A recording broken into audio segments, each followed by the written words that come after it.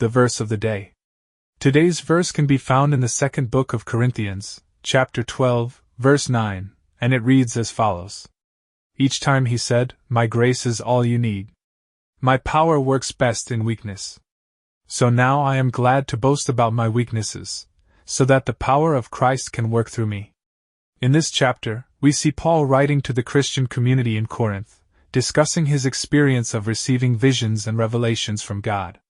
In today's verse, Paul mentions that God's response to his plea to free Paul of his weaknesses was that God's grace is sufficient for him, and that his power works best in weakness. As a believer, you might think that your imperfections could somehow stop God from using you or blessing you, whereas today's verse proves quite the opposite.